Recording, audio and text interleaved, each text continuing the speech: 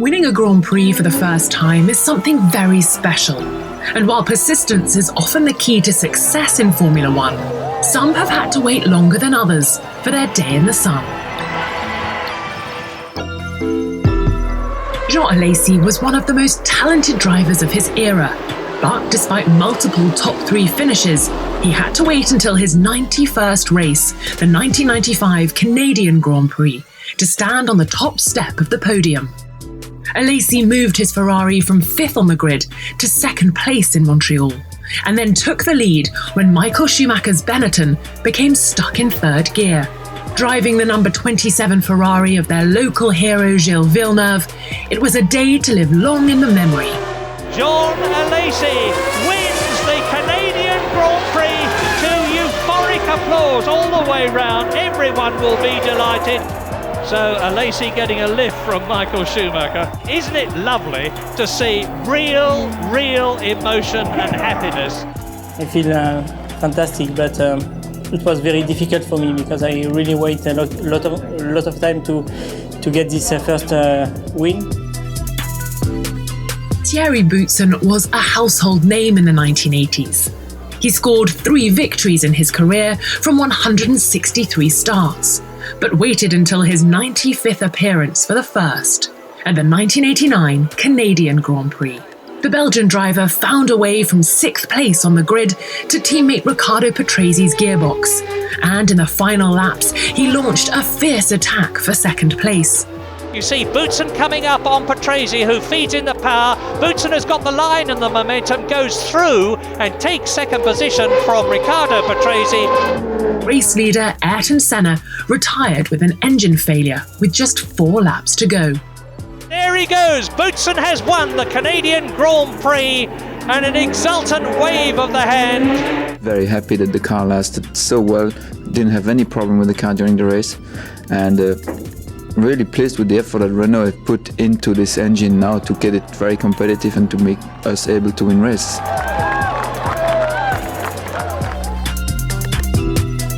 Double world champion Mika HÄKKINEN was one of the fastest drivers of all time, but even he had to work hard to earn his maiden victory.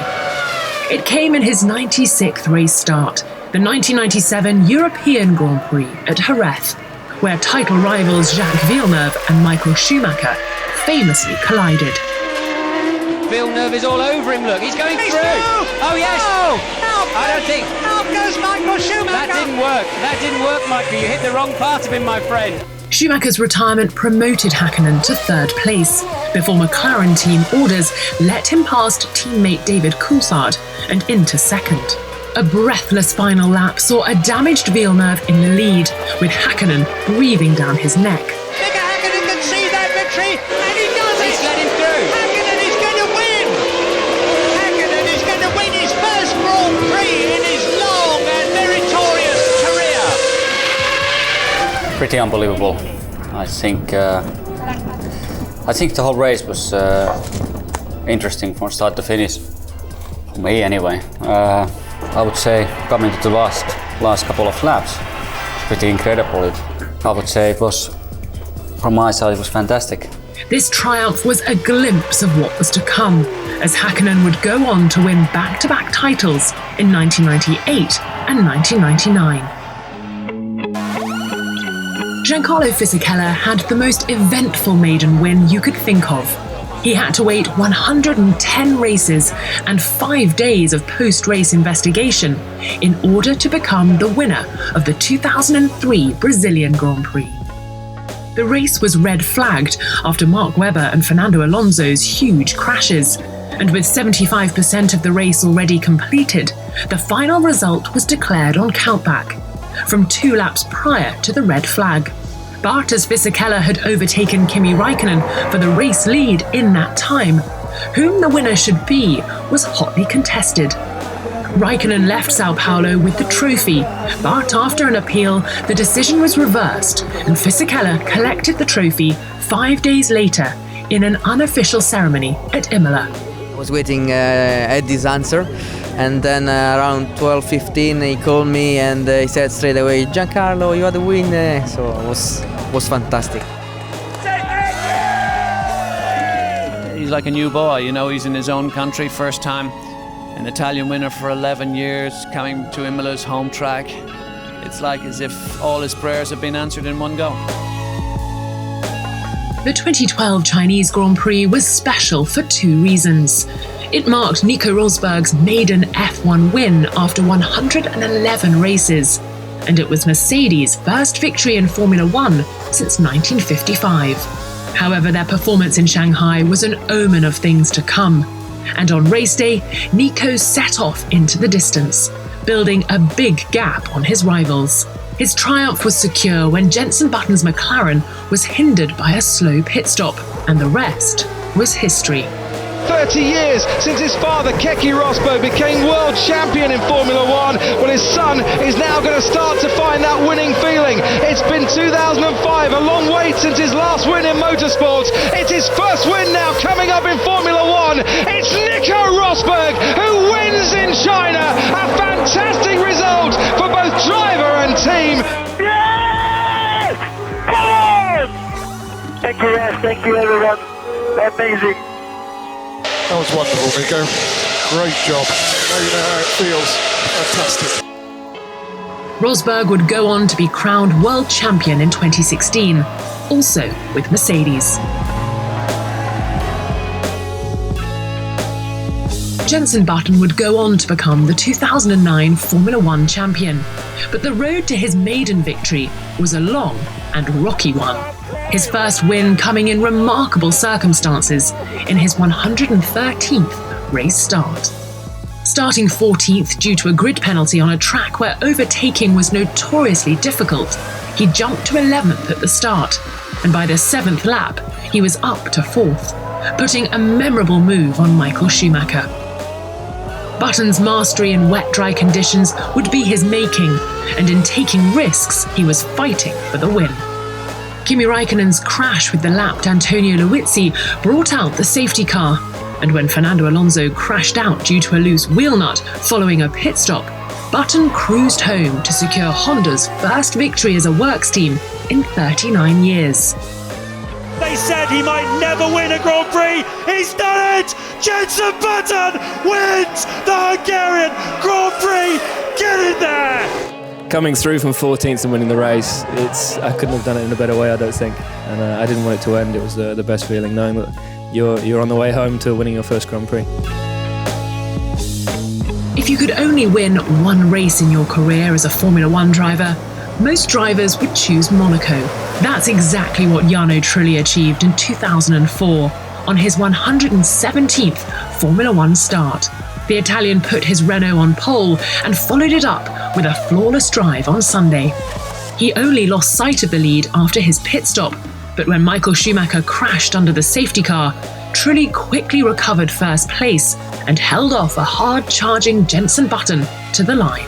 Trulli comes out of Anthony Noakes. He's going to see the man with the checkered flag, and Jarno Trulli is going to win his first ever Formula One Grand Prix. And in the end, Button was just 0.4 of a second behind him. What a terrific Grand Prix! It's amazing at the moment. I'm so happy for me, for everybody, for all those people which have been supporting me. Been waiting for so long, and it came the best race in Monaco. Rubens Barrichello was the next Brazilian sensation when he came into Formula One in 1993. But his first years were conditioned by cars with poor reliability that failed to match his own performances. That changed in 2000 when he joined Ferrari as Michael Schumacher's teammate. With 6 podiums in the first half of the season, victory had eluded him up until the German Grand Prix, his 123rd F1 race. He broke his duck with an heroic performance, starting all the way down in 18th. But at the end of lap 1, he was already up to 10th. And by the 6th tour of Hockenheim, he was already 6th. After some smart overtaking, Barrichello's most brilliant move would come in the latter stages of the race, when the rain hit the track. Many drivers took the cautious decision to pit, including race leader Mika HÄKKINEN. But Barrichello stayed out on slicks, with only half the track wet and the other half remaining dry. His bravery ultimately won him the race, and his emotion after crossing the line will always be one of F1's most heartwarming moments. You are watching a sensational drive being completed with Rubens Barrichello from Sao Paulo, Brazil, winning for Ferrari, and he's done it! Superb! That was unbelievable. Just unbelievable. Great drive.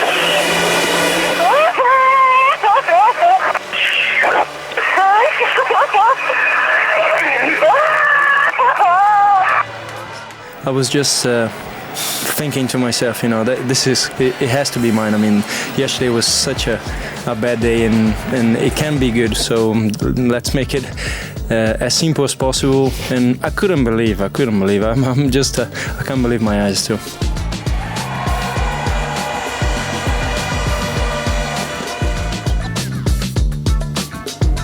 Mark Webber was almost 33 years old when he took his maiden win in the 2009 German Grand Prix, his 130th F1 race.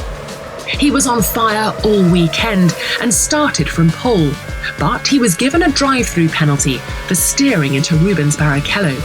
Despite damage to his front wing, he managed to build a gap on the cars behind, and when he served his penalty on lap 14, his only concern was catching race leader Barrichello's brawn, who was losing time behind Felipe Massa's Ferrari. They've left Mark Webber out for as long as possible.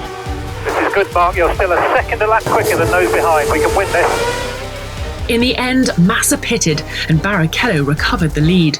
But Webber was in a league of his own, and he took first place by sheer pace in the second round of pit stops. Webber back into the lead. He's had the drive-through penalty, but he's now got an open road at the Nürburgring.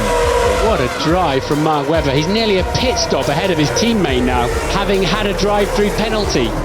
The Aussie cruised to victory and celebrated as only he could. It was pole position at the German Grand Prix at the Nürburgring, and now it's going to be victory for Mark Webber. His first in Formula One. Mark Webber is a winner at last in Formula One. Yeah! Yes! Yes! Yes! Yes! Yes! Yes! Yes! Yes! Yes! Yes! Yes! Yes! It's an incredible day for me. I wanted to win so badly. After Silverstone, I thought I had a good chance there, but after yesterday's pole position, I knew I was in a good position to try and win the race today. Sergio Perez waited an incredible 190 races for his first win. But the stars finally aligned at the 2020 Sakhir Grand Prix. The Mexican was already one of the most established drivers on the grid, but he had never really had the machinery to fight for victory. His race could have ended in disaster on the first lap, as he collided with Charles Leclerc and dropped to the back of the pack. Look up there as Perez is caught by Charles Leclerc and his 3 cars gone off. Is the car okay, Checo? Doesn't seem to be too bad. By lap 20, he was already back in the top 10 and capitalised on a late virtual safety car that triggered many pit stops, moving from 9th to 4th. He's going to try and get past his teammate if he can. Lock up there by Lance Stroll, and the Racing Point swap places. As Mercedes stand-in George Russell's challenge fell away due to a pit stop error and puncture, Perez grabbed the lead and brought the car home to score his first Formula One victory. The man who was in last place at the end of lap 1 comes home to win the Sakhir Grand Prix. Sergio Perez, wow, what a race for him and for Racing Point. Yes, Checo, P1. Yes. I'm speechless, guys. I'm a bit speechless. I hope I'm not dreaming, you know, because I dreamed so many years being in this moment. 10 years it took me.